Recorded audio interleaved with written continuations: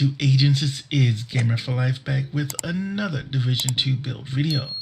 Now this is going to be another one for my lower shade level friends out there, but you know, if you're an OG player or a higher shade level player, this build would just be that much better for you because more than likely you're going to have a lot of maxed out stuff. Your watch may be maxed out, so yeah, anybody can use this build, but it's geared towards my lower level friends out there because we're trying to help them get better at the game as well and be able to take on some of the more challenging content, and that's what we're going to do in this video. So the gameplay that I have is doing a challenging mission, and you can see you can get through it with ease. But I'm going to go ahead and give you a boost to your build for today, because I'm going to give you 2 pieces that you can get right now. And I really wish I would have done this video earlier, but we had so much going on with the Division Day, the PTS and all that good stuff. I did not even realize this stuff was being sold. So I'm going to tell you right now, come to your clan vendor immediately and pick this up. We have Contractor gloves, comes with 12.1% weapon damage, 8.9 hazard, and of course it has an 8% damage to armor. Guys, come get this now. Get multiple ones if you can. I have one to where you can roll crit chance, crit damage. Maybe you just want to optimize the hazard protection. But I would absolutely recommend coming to get this. And if you don't have the currency, go to Countdown, play a couple of countdowns, and sell everything. Obviously, you want to keep anything that's God roll, but sell everything and you will have plenty of money to buy some of these. So this is the first thing. This is one of the pieces that I'm wearing on the build. So this is the first thing to come get. Now let's go to the campus. My friends, come on. The devs are gifting this to us. You're not going to see a lot of stuff with max attributes, much less a Picaro's holster with a max armor, which that's all you need. Just reroll hazard to whatever you want. But yeah, come and pick this thing up, and I would say pick multiple ones. You know what? I'm going to get another one just for the heck of it. Buy multiple ones of these as well. And then you'll never need another Picaro's holster, right? Yeah, we're not going to be gifting max stats that often with gear at vendors, so we need to take advantage of this. That's why I say I wish I could have done this video earlier. I wish I would have known about these pieces earlier, and I would have made sure and got this video out faster, because it's going away tomorrow. Unfortunately, that's going to be the reset. So I'm hoping as many people as possible see this before this resets. So yeah, come here, pick this up. So now you have 2 pieces of the build that I'm going to show you right off the bat. All right, let's go back to the White House and let's go over this build. Alright, my YouTube family, we are back in the White House, and as you can see, this is the build that I put together. We have the Picaro's holster that I just showed you at the campus vendor, and then of course the Contractor gloves from the clan vendor with the 12.1% weapon damage, and I just rolled on max crit chance on this piece. So what I do, I know with a lot of my videos with my lower shade level agent, I'm freshly out of Countdown and then putting the build together. Well, obviously I already did the gameplay and all that good stuff, so I've already done all that. So my first countdown run that I did was with Providence, because I wanted to get a couple of Providence pieces, and you know, these were the ones that I got. And then I did one run with Seska, and I was able to get this. Not the greatest road stuff, obviously, but you know what you're gonna do as a lower shade level agent. A lot of times we just have to take what we can get. We're not going to have the materials to do a lot of optimizing, so it is what it is, but it'll still get you through challenging content with ease. I promise you that. Like I've said before, I'm not expecting a shade level under 100 to be doing heroic. Though, can you get through heroic with this? Yeah, I did get through heroic mission with this build, but I did not get through it with ease. So, and I'm never going to showcase, and you know, like I said, this is for my lower shade level friends. Now with my other character, I absolutely could have got through it with ease because everything is completely maxed out, my watch completely maxed out, all that good stuff. But you know, being under 100, I got through it, but not confident enough to be like, hey guys, you can get through this with ease. And that's what I want to tell you. You can get through it with ease. But challenging, I absolutely ran through this mission. I did Lincoln Memorial on challenging with this build, no problem. So what I've got, 2 pieces of Providence brand set bonuses gives us plus 15% headshot damage, plus 10% crit chance. The mask, I rolled max armor on it, 6% weapon handling, 10.2% crit damage, and an 11.4% crit damage mod. Obviously, we would rather have crit chance instead of weapon handling here, but again, we gotta take what we can get. Then our chest piece for Providence, 11.9% weapon damage, 4.7% crit chance, 10.3% crit damage with a max crit damage mod. So the talent for the chest piece, Obliterate, critical hits increase total weapon damage by 1% for 5 seconds, stacks up to 25 times. Then my one piece of Seska, brand set bonus gives us plus 10% crit chance, 11.2% weapon damage, 7.5% headshot damage, 10.9% crit damage with an 11.8% crit damage mod. So the talent for this Seska piece, Unstoppable Force, killing an enemy increases total weapon damage by 5% for 15 seconds, stacks up to 5 times. Again, if you can find one with crit chance on there, that would be perfect. In the Bakaros holster that we got from the campus, max armor, I rode max crit chance on it, and of course it comes with the plus 15% weapon damage that we get from this name holster. The brand set bonus is plus 10% skill haste. Then we got Fox's Prayer. This is another piece that I got from a previous run in Countdown, and that's the beauty of doing all of these Countdown runs, is while we're aiming for specific stuff, a lot of times we'll get other gear items that we can absolutely use in different builds, and this is one of them. Fox's Prayer, max armor, 8% damage to target out of cover, and 5.3% crit chance. And then the Contractor gloves that we got from the clan vendor, 12.1% weapon damage, 8% damage to armor, 6% crit chance. And yeah, that's the gear pieces. And the skills that I'm using, we have the Striker drone with a 6.4% duration mod and a 4.4% damage. And unfortunately, I do not have a third mod for this drone. And then the shield, we are at tier 3, plus 30% active regen, plus 100% shield health, plus 15% holster regen. The mods we have for this, 4.2% holster regen, 4.4% shield health. And again, unfortunately, we do not have a third mod for this either. Alright, so the guns that I am using, another one that I got from Countdown is it's a SOCOM MK16. And this has max assault rifle damage, 19% health damage, 8% damage to target out of cover. And I do have Optimist on this, which is weapon damage is increased by 3% for every 10% ammo missing from the magazine. This one does have 3 crit chance mods and a plus 20 round mod. The secondary is a baker's dozen, but we do not use this at all. We can take a look at the stats.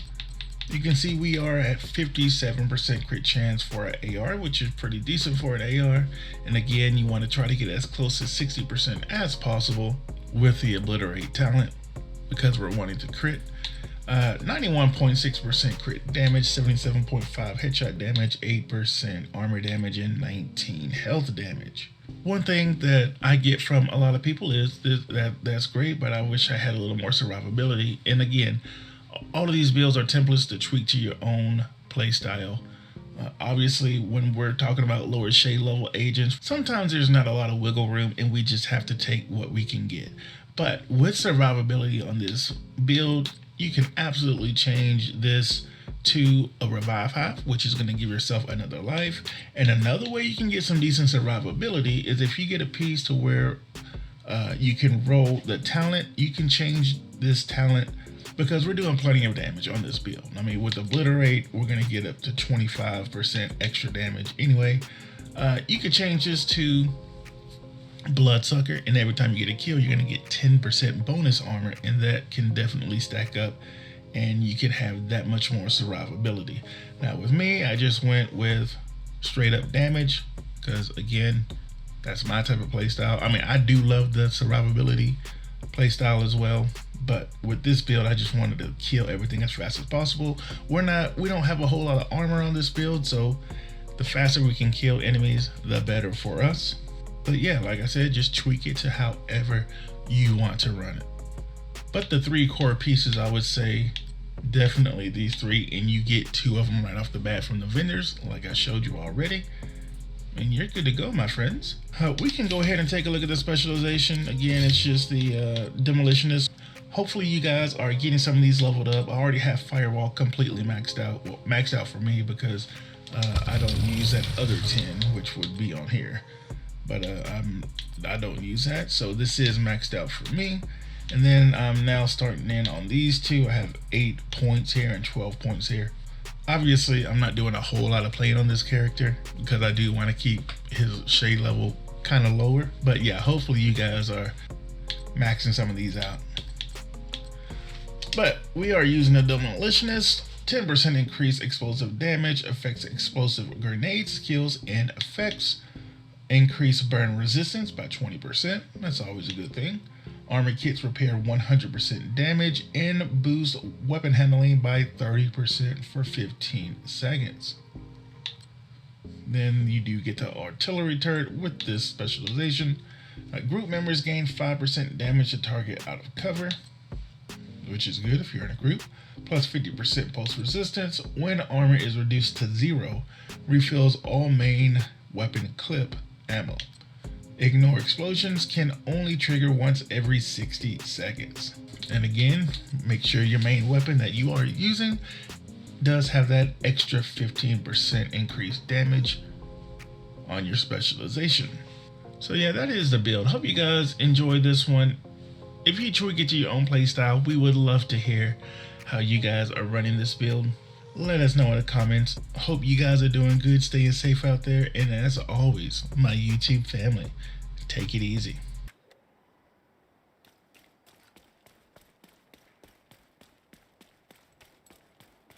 We need you to secure the memorial and remove the True Sons forces. They maintain this outpost. The True Sons pose a direct threat to the campus.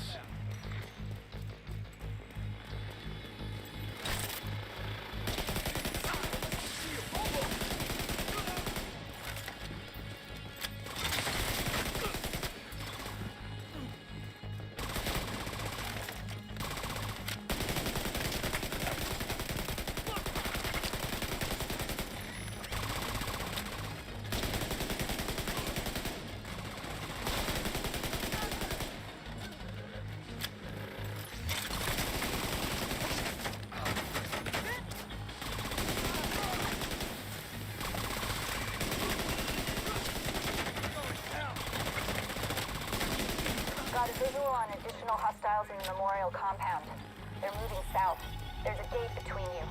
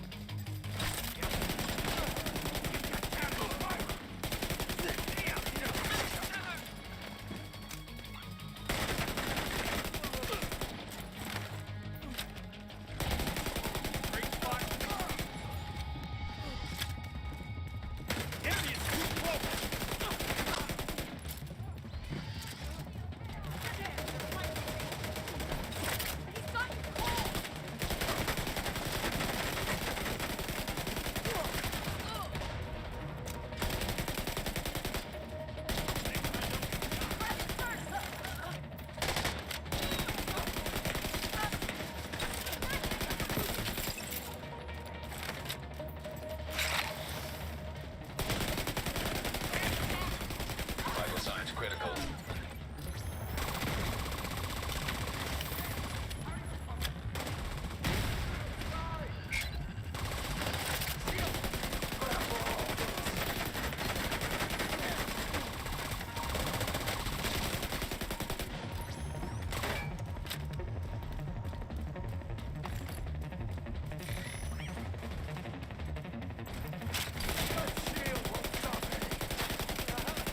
All clear. I repeat, the compound is all clear.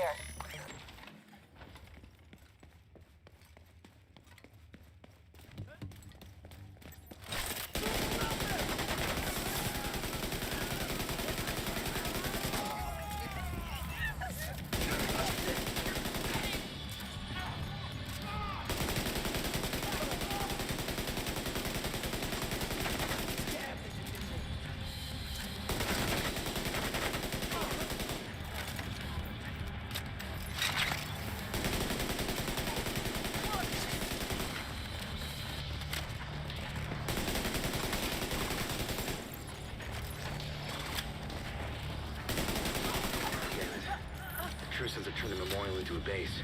Or to let the True Sons escape with those. You've got to find a way to close up that tunnel.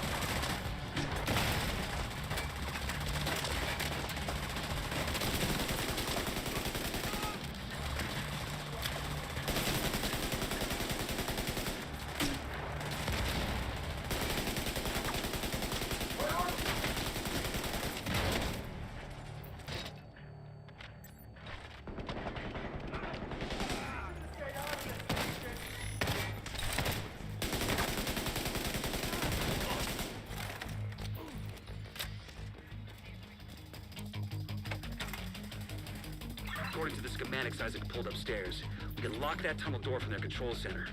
That should keep them from being able to transport those mortars loaded with PC-62.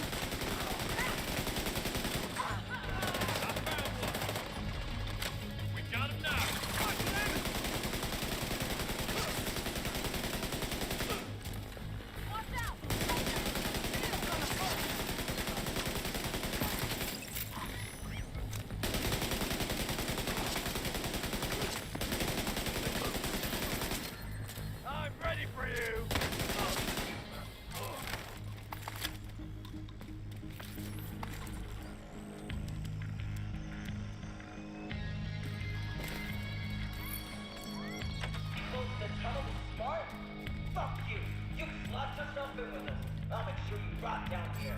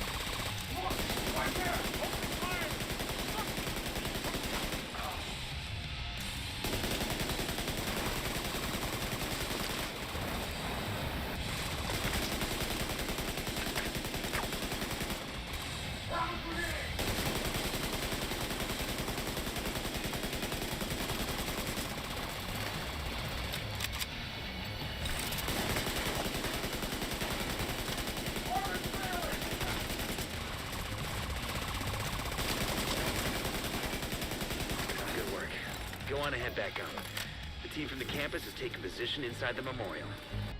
I can't tell you how relieved I am to have you on our side. Thank you.